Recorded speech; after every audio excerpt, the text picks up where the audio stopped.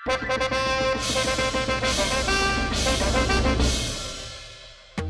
साहिबा, एक बार में ये बात आपके समझ में क्यों नहीं आ रही है? ये 3 दिनों से आप जो जेवरों के लिए हमसे झगड़ा कर रहे हैं, इसका कोई फायदा नहीं है। कोई जेवर नहीं आने वाले। जेवर तो हम खरीद कर रहेंगे जहांपना।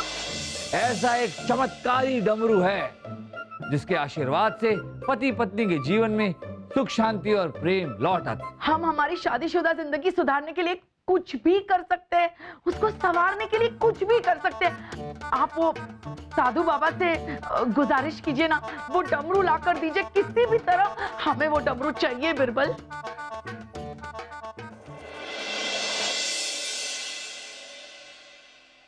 रानी साहिबा, एक बार में ये बात आपके समझ में क्यों नहीं आ रही है? ये 3 दिनों से आप जो जेवरों के लिए हमसे झगड़ा कर रहे हैं, इसका कोई फायदा नहीं है। कोई जेवर नहीं आने वाले। जेवर तो हम खरीद कर रहेंगे जहांपना। जेवर हमारी जान है, जेवर हमारी जिंदगी है, जेवर हमारी धड़कन है। रानी साहिबा, हमारी बात कान खोल के सुन लीजिए। हमारा शाही खजाना हमारी आवाम के लिए है, हमारे लोगों के लिए। ये आलतू फालतू फिजूल के वाहियात खर्चों के लिए नहीं है हमारा शाही खजाना। हम आपकी जिद के आगे झुकने वाले नहीं हैं, बस।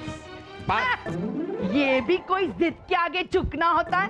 अरे जिद के आगे तो हमारे मैके में लोग झुका करते थे। और क्या झुकते थे, क्या झुकते थे, क्या झुकते थे। उनको उठाने के लिए दास दासियों को बुलाना पड़ता था, तब जाके वो उठते थे। बस हम खरीदेंगे, जेवर खरीद कर रहेंगे। और आप मान जाइए, मान जाइए, नहीं तो क्या ये धमकियां सुनने की आदत नहीं है हमें। वैसे भी आपके जिद और पागलपन के आगे हमारे सब्र का पैमाना छलक चुका है।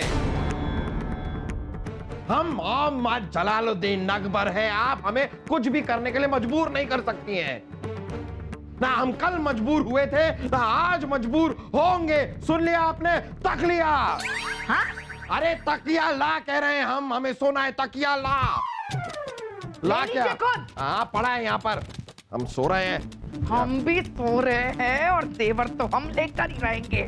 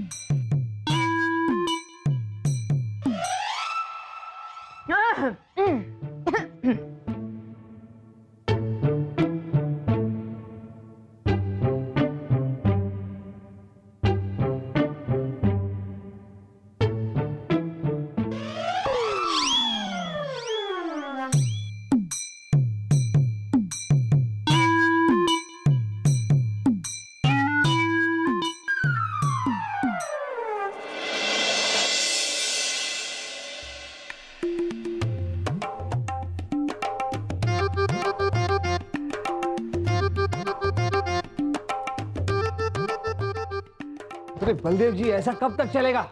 जब से रानी साहिबा और जहांपना का झगड़ा हुआ है, जहांपना ने राज्य के कामों में हिस्सा लेना बंद कर दिया है। ना दीवाने खास में आते हैं, ना जनता दरबार में।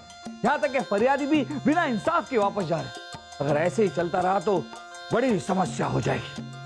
आप ठीक कह रहे हैं बिरबल जी। बहना और जीजा हुजूर में जब भी झगड़ा होता था तो जीजा हुजूर झुक भी जाते थे।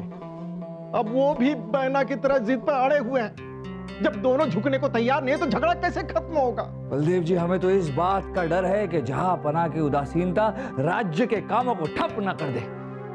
कुछ ना कुछ तो करना होगा, किसी तरह ये झगड़ा खत्म करवाना होगा।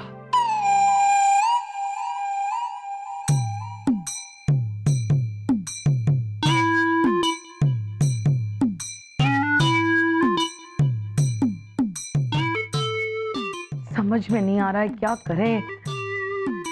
रानी साहबा की जय हो। अरे बिरबल, अच्छा हुआ आप आ गए, सही वक्त पे आए हैं। बिरबल, एक बात बताइए, आप पत्थर दिल हो? हम पत्थर दिल क्यों हैं? अरे नहीं बिरबल, हम आपसे नहीं कह रहे, हम आपको ये कहना चाह रहे कि अगर हमें किसी को बोलना है कि आप पत्थर दिल हो और वो इशारे में बोलना हो, हम कैसे बोलेंगे? इशारे में किसी और को कहना है, लेकिन हम समझे नहीं, ऐसे क्यों कहना चाहती हैं? देखिए ना बिरबल, हम ना सलीम के अब्बू के साथ बात नहीं कर रहे हैं। आप तो जानते हैं हमारा झगड़ा हो गया है, तो आजकल ना हम उनसे सिर्फ इशारों में ही बात कर रहे हैं। तो हमें उनसे ये कहना है कि जहां पर ना आप पत्थर दिल हो, तो कैसे कहेंगे उन्हें? मुझे बताया बूबी, आप एक बड़ा सा भारी पत्थर लीजिए और फूफू के दिल पर रख दीजिए। बस फूफू अपने आप समझ जाएंगे कि आप उनसे कह रही हैं कि आप पत्थर दिल हैं। रानी साहिबा, आपके और जहापना के बीच इशारों वाला झगड़ा देखकर हमें हमारे एक दूर की बहन याद आई। उनके और उनके पति में भी इसी तरह के झगड़े हुआ करते थे। रोजमर्रा के झगड़े, रोजमर्रा की खिचखिच, अनबन, जीना मुश्किल हो गया था एक दूसरे के साथ। दोनों में बातचीत बंद हो गई थी, व्यापार ठप, कामकाज ठप। एक दूसरे से अलग होने वाले थे वो दोनों। फिर उन दोनों को एक चमत्कारी डमरू मिला। उस डमरू के आशीर्वाद से उन दोनों के जीवन में प्रेम लौट आया, सुख शांति लौट आई। यहां तक कि आज तक वो एक दूसरे के साथ प्यार से रहते हैं और एक खुशहाल जिंदगी बिता रहे हैं। अरे वाह बिरबल, हमें भी बताइए, ऐसा कौन सा चमत्कारी डमरू था जो ऐसा चमत्कार हो गया? है रानी साहिबा, है ऐसा एक चमत्कारी डमरू है जिसके आशीर्वाद से पति पत्नी के जीवन में सुख शांति और प्रेम लौट आता है। कहते हैं कि इस डमरू पर शिव पार्वती का आशीर्वाद है, इसीलिए ये डमरू ऐसे चमत्कार करता है। ये डमरू पहाड़ों में रहने वाले एक साधु महाराज के पास है। अगर ये डमरू किसी पति पत्नी को मिल जाए तो उनकी जिंदगी आनंदमय हो जाती है। बिरबल, हमें भी वो डमरू लाकर दीजिए। हमारी शादीशुदा जिंदगी को भी किसी चमत्कार की जरूरत है। रानी साहिबा, वो साधु बड़े ही क्रोध और गुस्से वाले हैं। कोई डमरू किसी को नहीं देते, लेकिन आपके लिए, सिर्फ आपके और जहापना के लिए हम कोशिश करेंगे उन साधु महाराज से वो डमरू मांग लाने की। बिरबल, हम हमारी शादीशुदा जिंदगी सुधारने के लिए कुछ भी कर सकते हैं, उसको संवारने के लिए कुछ भी कर सकते हैं। आप वो साधु बाबा से गुजारिश कीजिए ना, वो डमरू लाकर दीजिए किसी भी तरह। हमें वो डमरू चाहिए बिरबल।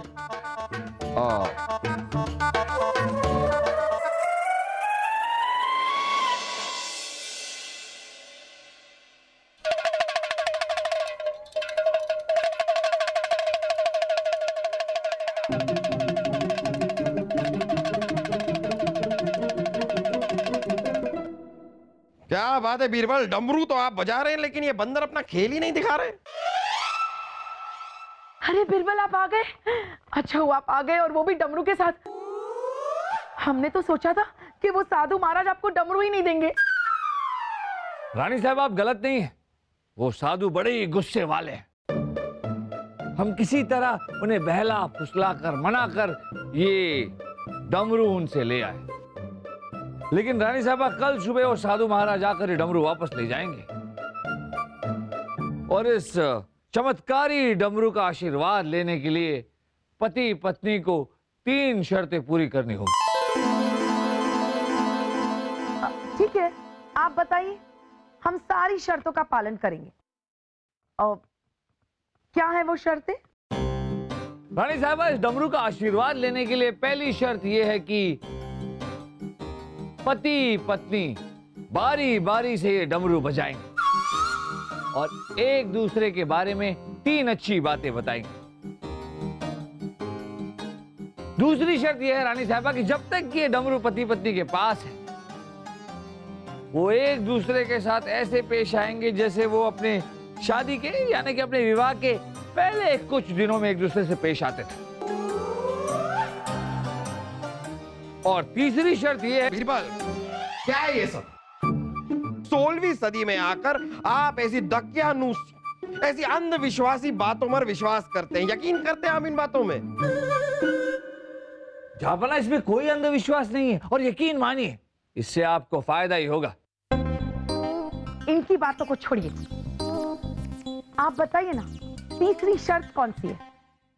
रानी साहबा, तीसरी शर्त यह है कि ये डमरू जब पति पत्नी के पास है तो पति पत्नी को इसका खास ख्याल रखना होगा,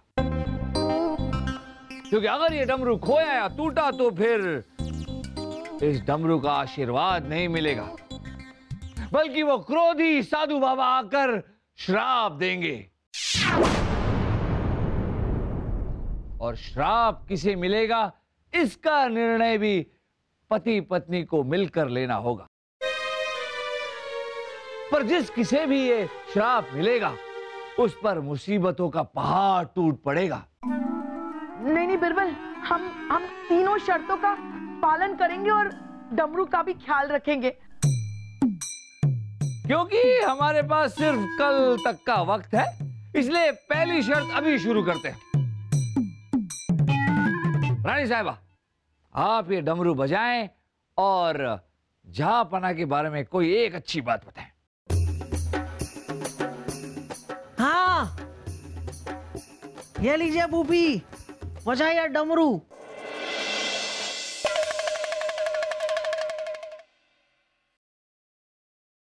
उनकी पहली अच्छी चीज जो है वो है कि जहापना गुस्से में बहुत ही प्यारे लगते हैं।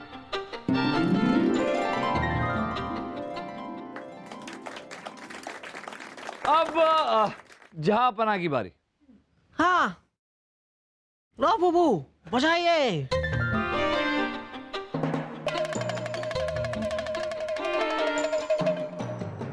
रानी साहिबा, दिल की बहुत ही भोली और बहुत ही प्यारी।